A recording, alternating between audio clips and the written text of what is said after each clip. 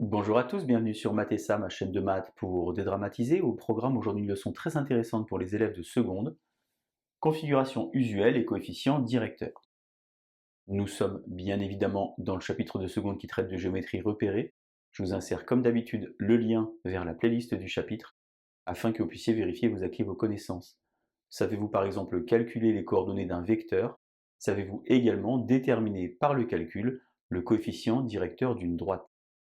On a donc aujourd'hui une configuration usuelle, c'est-à-dire une figure sur laquelle on a l'habitude de travailler, la donnée d'un carré et de deux triangles équilatéraux, l'un à l'intérieur du carré, l'autre à l'extérieur du carré.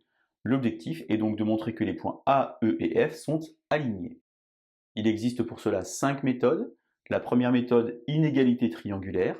La seconde méthode qui nous intéresse aujourd'hui à l'aide de coefficients directeurs égaux.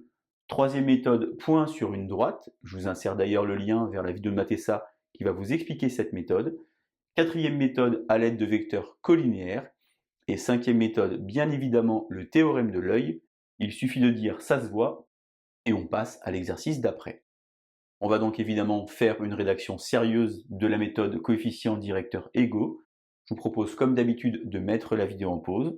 Vous allez donc tenter de compléter le tableau préparé pour vous afin de montrer que les points A, E et F sont alignés et on se retrouve évidemment juste après pour la correction. Allez, un brouillon, un crayon et c'est parti. Alors bien entendu, puisqu'on va devoir utiliser le coefficient directeur d'une droite, on a besoin d'avoir les coordonnées des points. Et pour avoir les coordonnées des points, il nous faut un repère. J'ai donc choisi de poser un rond, un repère orthonormal direct, B, BC, BA. B est donc l'origine du repère et je vais extraire de la figure les coordonnées des trois points qui m'intéressent. D'abord le point A, qui est donc un sommet du carré, abscisse 0, ordonnée 1. Concernant le point E, puisque BEC est un triangle équilatéral, et bien le projeté orthogonal de E sur BC va être le milieu de BC. En d'autres termes, médiane, médiatrice, bisectrice et hauteur sont confondus. Et l'abscisse de E vaut donc 1,5. Pour avoir l'ordonnée de E, il faut connaître la longueur de la hauteur d'un triangle équilatéral. Je vous insère le lien vers la vidéo de Mathessa qui va vous expliquer comment trouver racine de 3 sur 2. Pour F, l'ordonnée, c'est la même raison que l'abscisse de E, c'est-à-dire 1,5. Et pour ici l'abscisse de F, il faut donc faire 1 plus racine de 3 sur 2, qu'on peut directement écrire par exemple racine de 3 plus 2, le tout sur 2, en mettant au même dénominateur. Un petit rappel ici sur le coefficient directeur d'une droite. Alors attention, bien entendu, il faut que A et B n'aient pas la même abscisse. En d'autres termes, la droite n'est pas verticale. Différence des ordonnées sur différence des abscisses. Naturellement, on peut changer le sens à condition de faire la même chose en haut et en bas. On va donc s'intéresser par exemple à la droite AE et à la droite AF. On aurait pu également faire pareil pour la droite EF. Différence des ordonnées sur différence des abscisses. Pour AE, ça va donc faire racine de 3 sur 2 moins 1.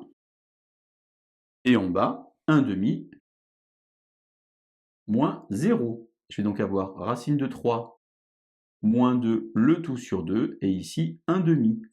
Je peux évidemment tout multiplier par 2, le numérateur et le dénominateur, et obtenir alors racine de 3 moins 2. Concernant maintenant la droite AF, de la même manière, ici 1,5 moins 1, et ici racine de 3 plus 2 sur 2 moins 0.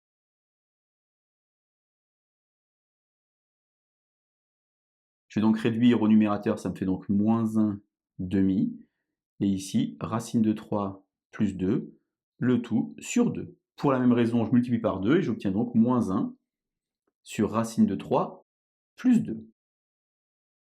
Mon objectif, moi, c'est de montrer que les deux nombres qui sont ici sont les mêmes. Alors, plusieurs méthodes. Évidemment, la calculatrice, vous prenez votre TI 83, vous tapez bien entendu racine de 3 moins 2 et vous tapez moins 1 sur racine de 3 plus 2 et vous allez obtenir la même réponse.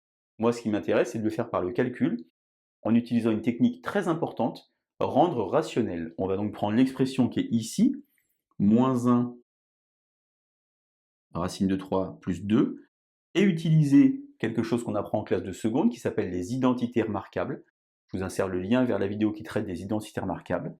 J'ai donc moins 1 que je vais multiplier et au dénominateur racine de 3 plus 2 que je vais également multiplier par un facteur.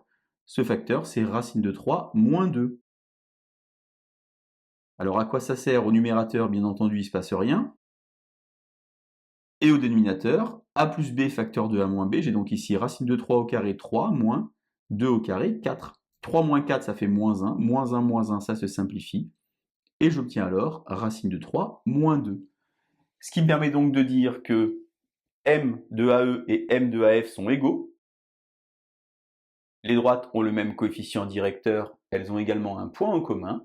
Je peux donc affirmer que A, E et F sont alignés. Configuration usuelle et coefficient directeur assez technique, apprenez bien à rendre rationnel. Ça pourra évidemment vous rendre des services. Bonne journée sur Math et ça. À bientôt.